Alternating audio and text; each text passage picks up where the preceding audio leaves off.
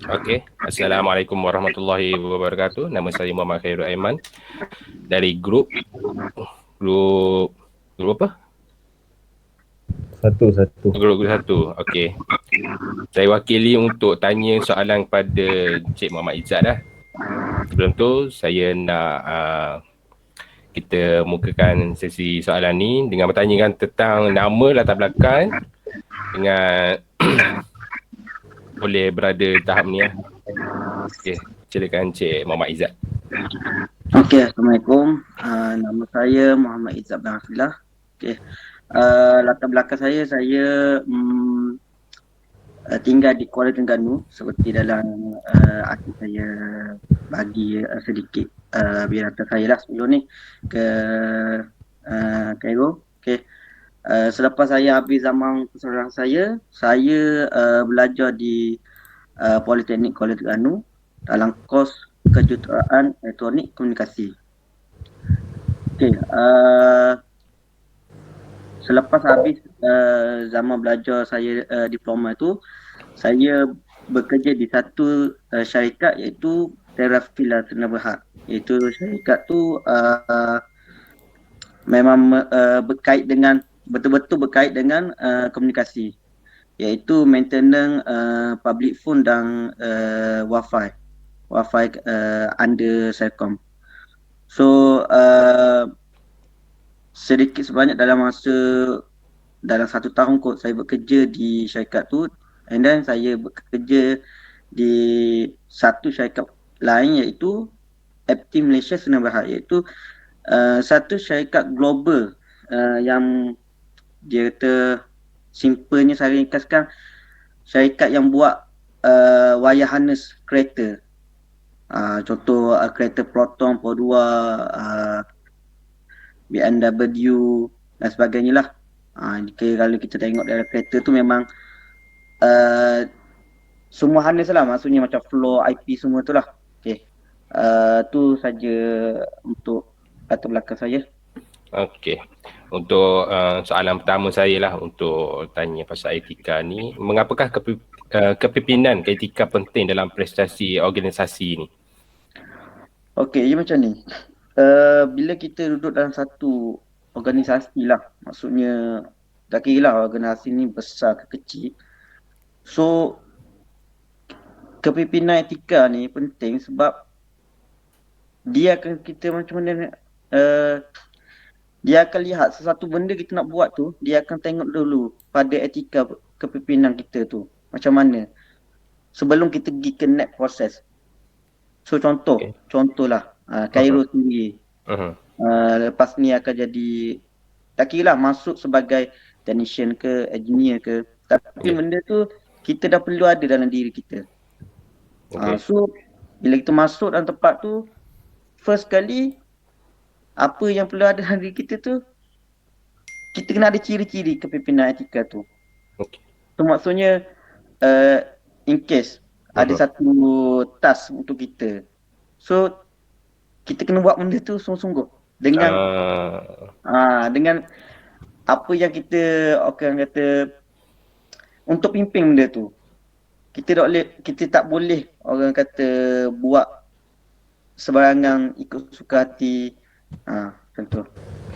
Okey, terima kasih untuk jawapan yang saya soalkan tadi. Yang seterusnya, apakah peranan pemimpin dalam mempromosikan tindakan dan tingkah laku yang beretika ini?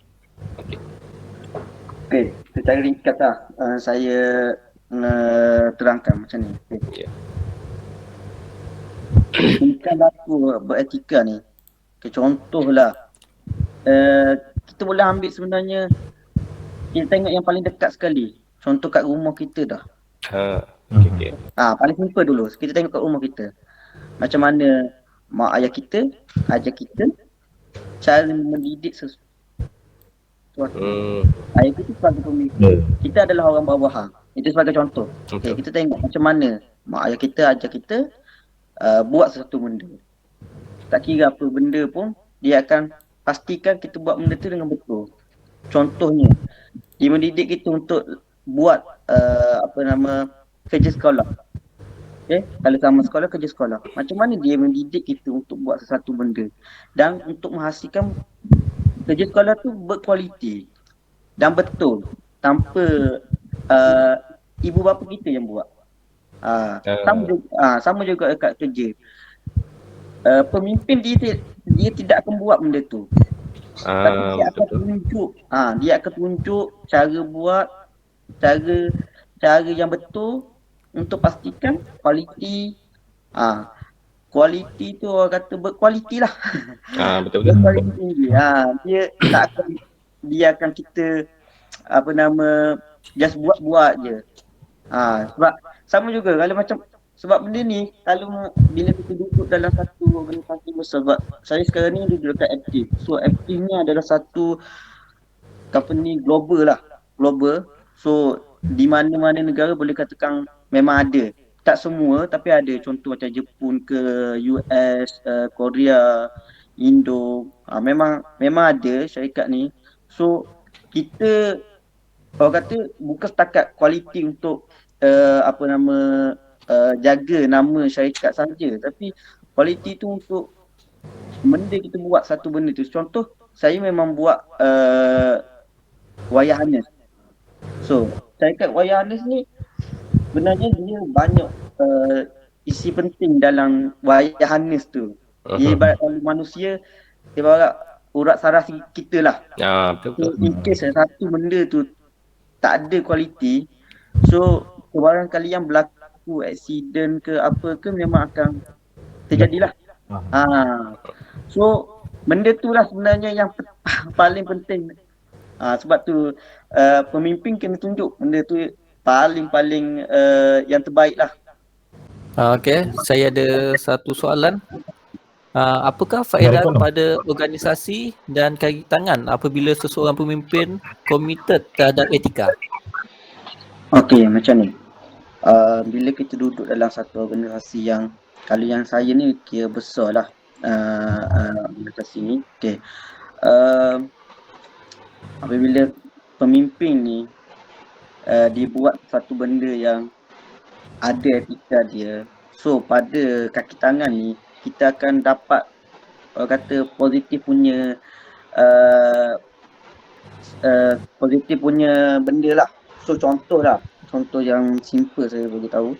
So saya saya datang ke company FT ni dalam keadaan kosong. Nothing about wayar harness. Sebab wayar harness ni boleh dikatakan bukanlah bidang saya, sebab saya elektronik komunikasi, bukannya elektrik. So yang wayar harness ni sebenarnya dia adalah more pada elektrik. So saya mari memang daripada kosong, memang tak tahu apa-apa pasal wayar harness. So saya adalah satu orang kata ketua saya yang saya respect dia sampai sekarang. Dia memang bagi tunjuk ajar pada saya, dan boleh katakan saya sekarang ni dah 5 tahun kerja. So dalam masa 5 tahun ni saya dah dapat dihantar ke Vietnam. Vietnam ni satu projek kereta yang baru lah, iaitu VinFast. First car nasional untuk Vietnam. Macam kita Proton kan, Proton Perdua. Dia ada satu nama VinFast kat Vietnam. So memang satu pengalaman yang sangat menarik untuk saya. Tapi dalam ramai-ramai department saya ada dalam 20 orang tim, bilangan tim dalam department saya tu. Saya yang terpilih, hanya seorang je lah dia hantar, terpilih ke Vietnam untuk join bersama dengan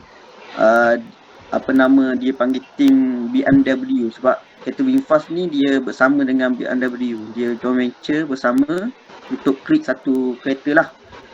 So yelah, alhamdulillah, maknanya apabila seorang pemimpin ni dia kata dia committed dengan terhadap etika, so kita ni yang orang kata bawahan dia, kaki tangan dia, so dapat orang kata positif punya ni lah income dia. So memang benda ni memang penting, satu organisasi memang penting. So orang kata untuk organisasi pula dia akan bagi semangat pada kita. Orang kata untuk buat kerja lebih bagus lagi.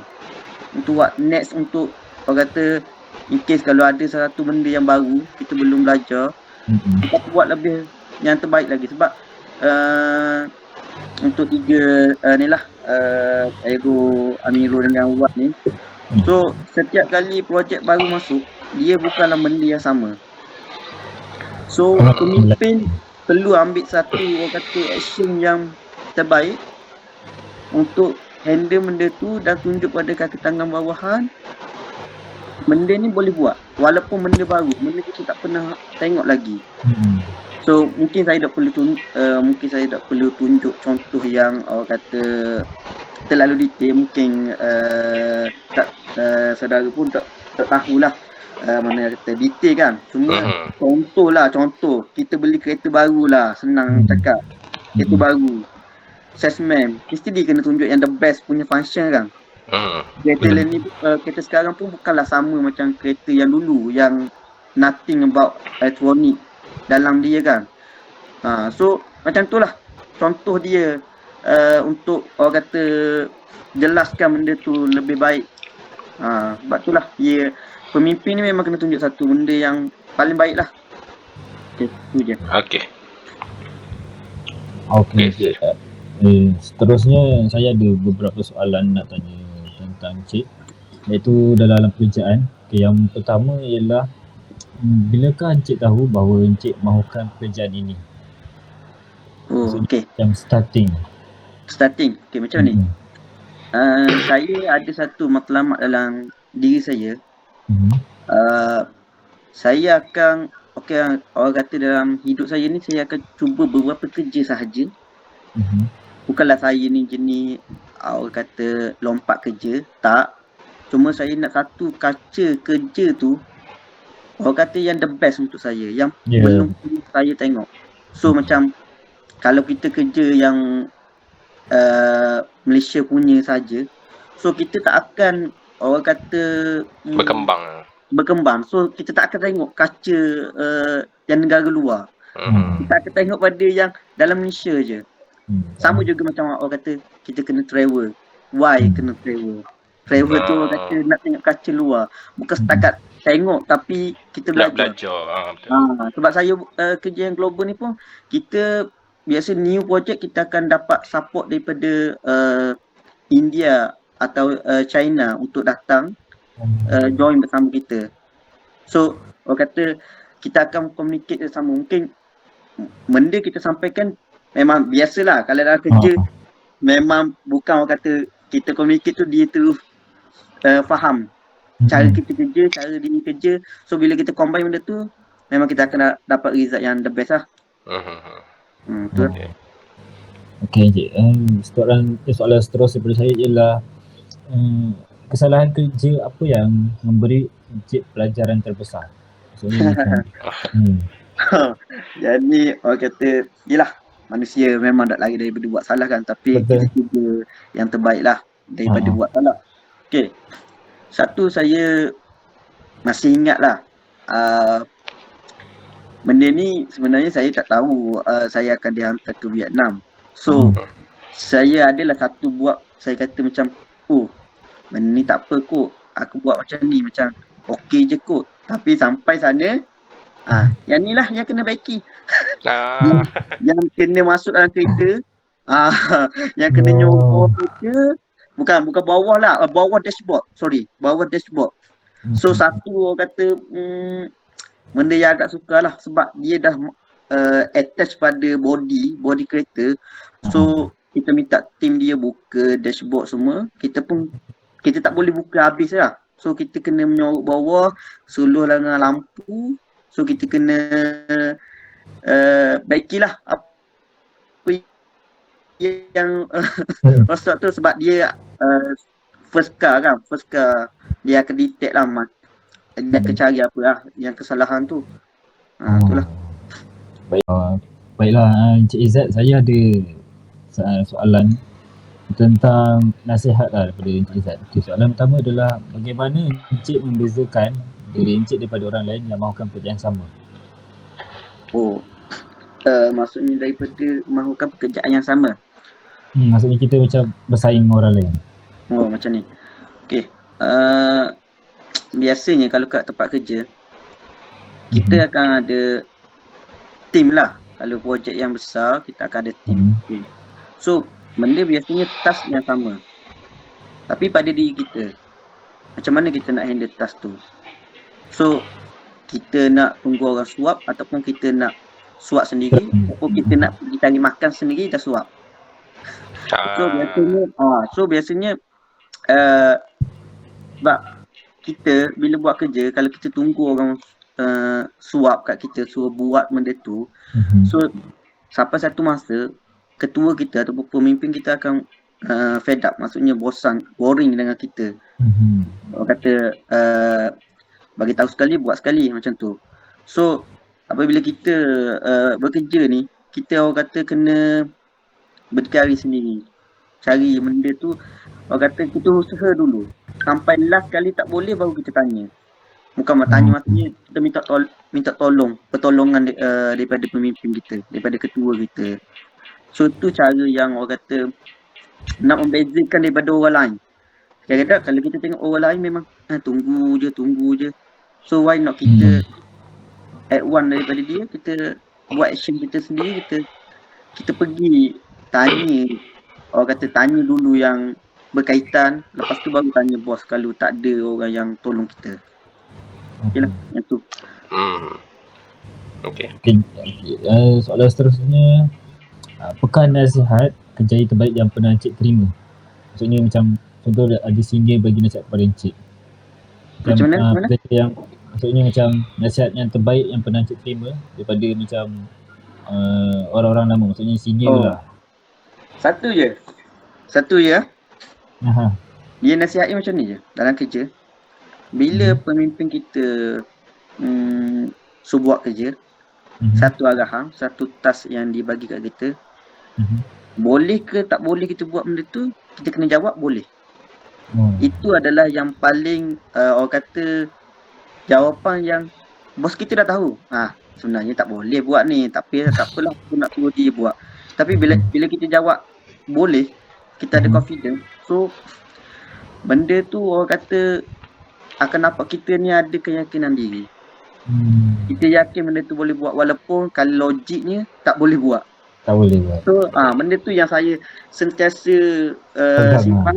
Setiap kali ada benda baru ke apa, memang saya akan pakai benda tu.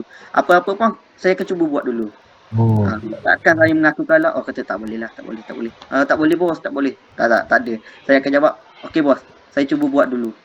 Okey bos, saya akan buat. So jawapan-jawapan tu biasanya saya akan guna. Okey, ada lagi Mirul? Itu saja daripada saya. Okey, untuk akhiri untuk interview ni saya ucapkan terima kasih kepada Cik Izzat sebab sudi menerima jemputan daripada saya untuk sesi soal jawab daripada subjek etika daripada kami Okey.